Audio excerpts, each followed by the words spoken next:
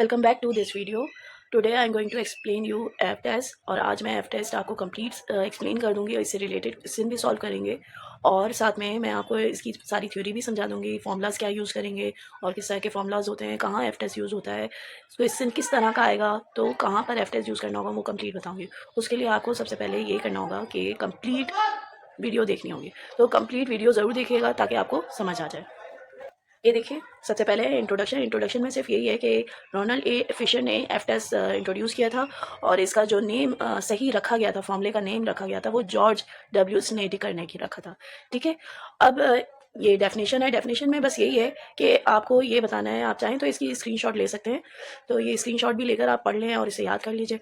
और डेफिनेशन में बस यही है, पर्पस क्या है इसका, ये एफ टेस्ट का, कि आपको सिर्फ और सिर्फ ये बताना चाहिए एफ टेस्ट कहाँ यूज़ होगा। इसमें वाज़ेह तौर पे ये लिखा हुआ है कि वेरिएंस के डिफरेंस, जिसमें यानी कि वेरिएंस सेम है या नहीं, उसमें उस हाइपोथेसिस में टेस्ट चेक करना होता है। ठीक है। तो ये वेरिएंसेस के बारे में होता है। अब तक हमने जितना भी पढ़ा है उसमें मीन है और इसमें डेटा के बारे में किया जाता है। तो जो है हम इसमें एफ टेस्ट में वेरिएंस चेक करते हैं कि वो सेम है या नहीं। अगर वो सेम हो जाता है तो नल हाइपोथेसिस एक्सेप्ट हो जाता है, और अगर सेम नहीं होता है तो क्या होता है कि वो अल्टरनेट हाइपोथेसिस पे जाता है, यानी कि रिजेक्शन में चल जाता है। तो कैसे करेंगे, देखिए ये फॉर्मूलाज हैं। फॉर्मूलाज का भी आप अगर चाहें तो ये कंप्लीट 3 फॉर्मूलाज हैं जिसमें जो यूज़ हो सकते हैं एफ टेस्ट में। अच्छा, एफ टेस्ट कहाँ कहाँ यूज़ होता है, सबसे पहले मैं आपको बता देती हूँ। एफ टेस्ट 2 जगह यूज़ होता है। एक तो एनोवा में यूज़ होता है और एक एफ डिस्ट्रीब्यूशन में यूज़ होता है। एफ डिस्ट्रीब्यूशन में इस वीडियो में बताऊँगी। एनोवा मैंने पहले भी अपलोड किया है, आप मेरे चैनल पर जाके वीडियोज़ देख सकते हैं। अच्छा, फिर ये देख लीजिए। देखिए एफ वैल्यू कैसे कैलकुलेट करते हैं, वही सिंपल तरीका होता है। एपिथेसिस में फॉर्मूला जो यूज़ करते हैं, एफ वैल्यू फाइंड करते हैं, उसमें एक है लार्ज सैंपल वेरिएंस होता है, जो कि हम ऊपर रखते हैं। 2 सैंपल दिए गए हुए होते हैं, तो उसमें जो लार्ज वेरिएंस जो होता है वो ऊपर रखते हैं, नीचे स्मॉल वेरिएंस रखते हैं। तो इसमें हमारा S1 और S2 निकल आता है। ठीक है। S1 और S2 किस तरह निकालेंगे, उसके 3 तरीके हैं। ये जो 2 तरीका है ना, 1 और 3 में जो फॉर्मूलाज मैंने लिखे हैं, वो उसमें डेटा दिए जाते हैं।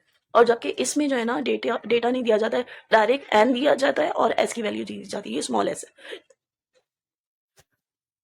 अच्छा, आज मेरा बहुत गला ख़राब है, तो आपको अगर डिस्टर्बेंस हो रही हो तो उसके लिए माज़रत, लेकिन जो है आपको मैं पूरी तरह एक्सप्लेन ज़रूर कर दूँगी।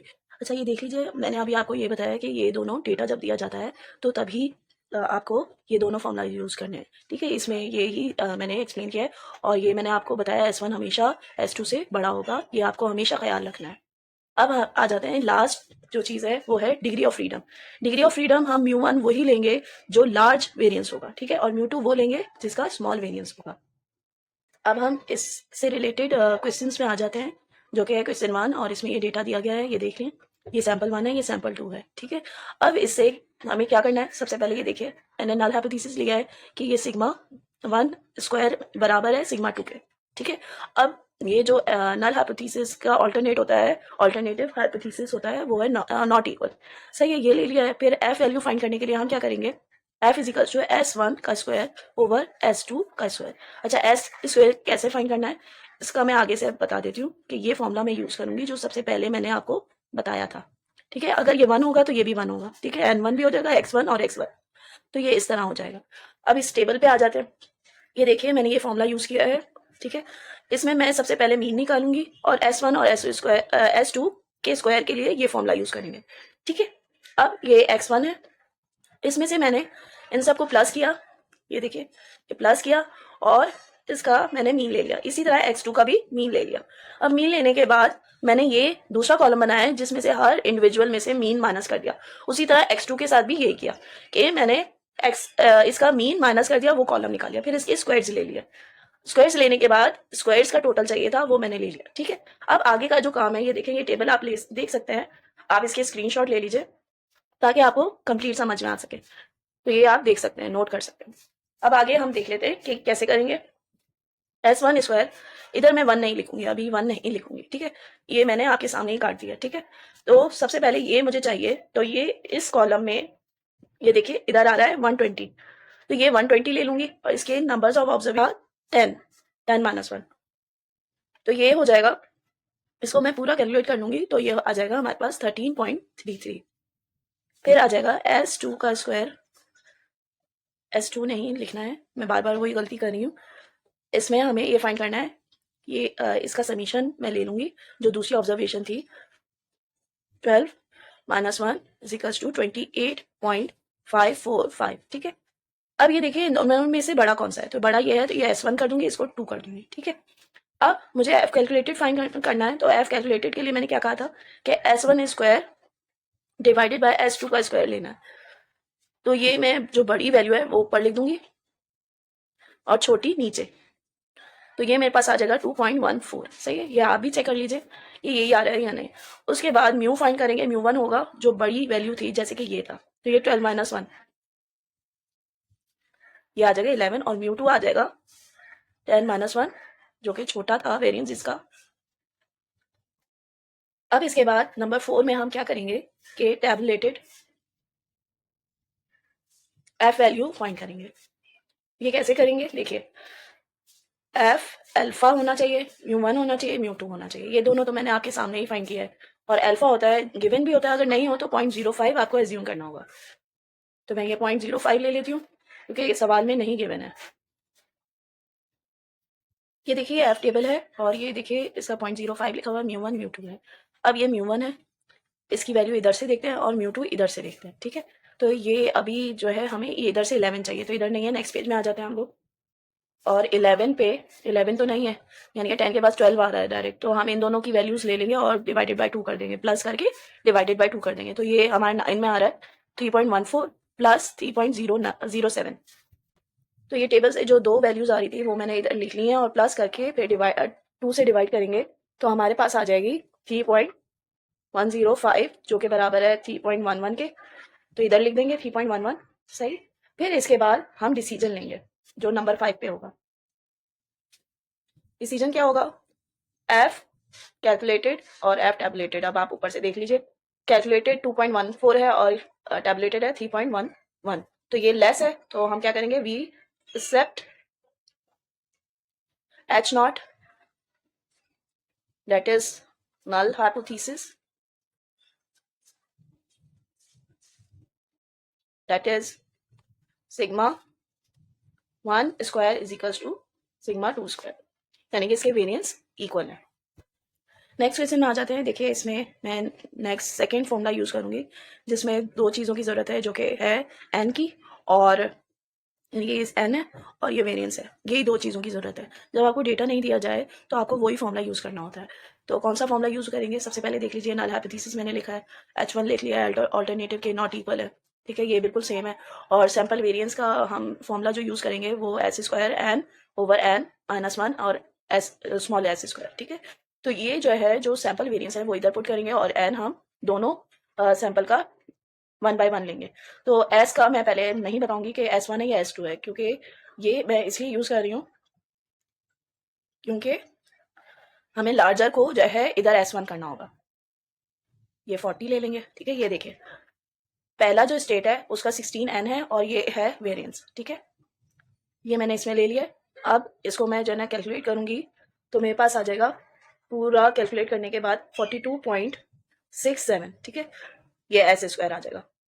दूसरा हम लेंगे एस स्क्वायर जो कि बराबर होगा 25। ये देखें 25 है और एक 42 है, 25 और 42 है, तो 25 इधर ले लेंगे, 25 -1, और ये 42 मैंने ले लिया है। ठीक है, जो कि मेरे पास आ रहा है 43.75। सही है, तो ये इन दोनों में से ये वाला बड़ा है, तो मैं इसको 1 लूंगी और इसको 2 ले लूंगी। ठीक है, 1 और ये 2 हो गया। ठीक है, अब एफ वैल्यू देखें, हमें इस तरह फाइंड करना है कि S1 जो बड़ा वेरिएंस हमारा निकला है वो ऊपर रखेंगे और नीचे छोटा रखेंगे। तो ये वैल्यूज मैं रख देती हूँ। एक थी 43.75 डिवाइडेड बाय 42.67, जो कि कैलकुलेट करने के बाद आ जाएगा 1.25। सही है, ये मेरे पास एफ की वैल्यू आ जाएगी, जो कि एफ कैलकुलेटेड आप इस तरह भी लिख सकते हैं 1.025। सही है, अब म्यू 1 और म्यू 2 कैसे फाइंड करेंगे, म्यू 1 वो होगा जिसका वेरिएंस बड़ा था, तो ये देखिए वेरिएंस इसका बड़ा था सेकेंड ऑब्जर्वेशन का, यानी कि स्टेट जो स्टेट 2 थी उसका ऑब्जर्वेशन, तो 25 होगा हमारे पास। ये हो जाएगा 25 -1 जो कि है 24, और म्यू 2 हो जाएगा हमारे पास, ये 16 था, तो 16 -1 इज इक्वल टू 15। ठीक है, अब हम टैबुलेटेड फाइंड करेंगे। टैबुलेटेड एफ वैल्यू वो कैसे फाइंड करते हैं, 0.05 म्यू 1 म्यू 2। तो इधर मैं पहले म्यू1 और म्यू2 की वैल्यू डाल देती हूँ। ये 24 है और ये 15 है, ठीक है। अब इसकी वैल्यू आप टेबल से निकाल लीजिएगा। मैंने आपको पिछले जो है क्वेश्चन में भी बता दी थी। 2.29 आ रही है मेरे पास, सही है। तो आप डिसीजन ले लेंगे। डिसीजन क्या होगा हमारा, एफ कैलकुलेटेड और एफ टैबुलेटेड के बीच में क्या डिसीजन आ रहा है कि एफ वैल्यू हमारी ये छोटी है इससे, तो ये लेस लिखेंगे और हम ये कहेंगे we accept H naught that is sigma 1 square is equal to sigma 2 square, यानी कि वेरिएंसेस बराबर हैं इनके। अब नेक्स्ट क्वेश्चन में हम आ जाते हैं। क्वेश्चन नंबर 3 है और इसमें भी 2 सैंपल दिए हैं और मैं तीसरा फॉर्मूला यूज़ करूँगी।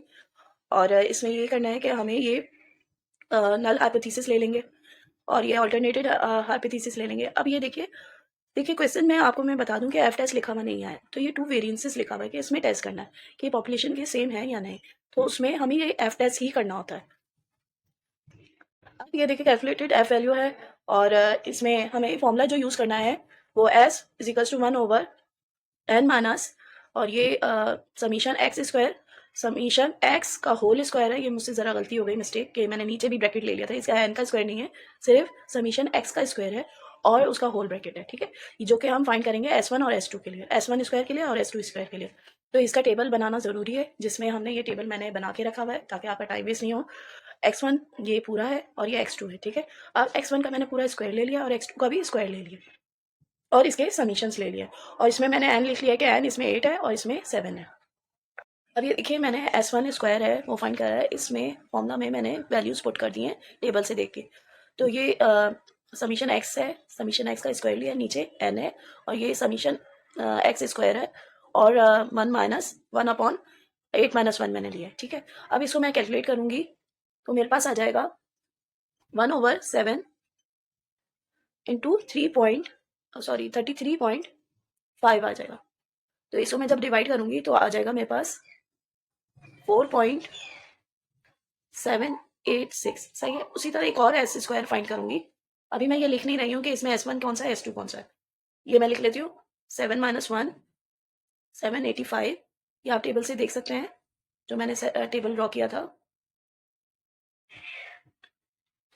ये वैल्यूज पुट कर देंगे, फिर इसके बाद ये मेरे पास आ जाएगा 1 ओवर 6 और इन सबको कैलकुलेट करने के बाद आ जाएगा 23.714, सही है, जो कि डिवाइड करने के बाद आएगा 3.952, ठीक है।